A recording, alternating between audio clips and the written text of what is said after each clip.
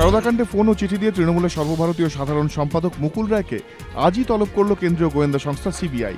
সূত্রের তরফে জানা গেছে, আজ সকালে মুকুল রায়কে ফোন করেন সিবিআই এর এক অফিসার। তখন মুকুল রায়ের তরফে জানানো হয় তিনি আজ কর্মসূত্রে কলকাতার বাইরে রয়েছেন।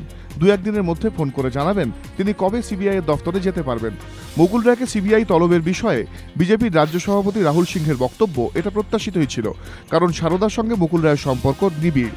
সারদাকাণ্ডে বৃহত্তর ষড়যন্ত্রে অনেকেই জড়িত ছিল। মুকুল রায়কে তলবের মধ্যে দিয়ে এটা প্রমাণিত হলো।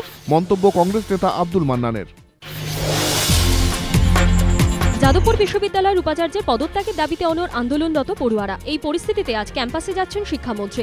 গতকাল নিজে একথা জানান তিনি। এদিকে অনশন মঞ্চে আজ পড়ুয়াদের ভিড় আরও বেড়েছে। প্রতীকী অনশনে সামিল হয়েছেন অভিভাবকরাও। যে ছাত্রকে হাসপাতাল থেকে ছেড়ে দেওয়া হয়েছিল, আজ তিনি ফের অনশনে যোগ দিয়েছেন। একজন পড়ুয়ার জন্ডিস ধরা পড়েছে। ক্যাম্পাসে মেডিকেল ক্যাম্প খোলা হয়েছে। সন্ত্রাসের কাছে কোনোভাবেই মাথা নত নয়, এই বার্তা দিতে তালিবান হামলার 1 মাসের মাথায় ফের খুলল পেশোয়ারের সেনা স্কুল।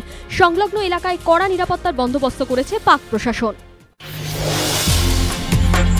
আজ স্বামী বিবেকানন্দের 153তম জন্মদিন। সিমলা স্ট্রিট থেকে বেলুর মঠ মহা সমারোহে পালিত হচ্ছে স্বামীজির জন্মোৎসব। দেশ জুড়ে উদযাপিত হচ্ছে জাতীয় যুব দিবসও।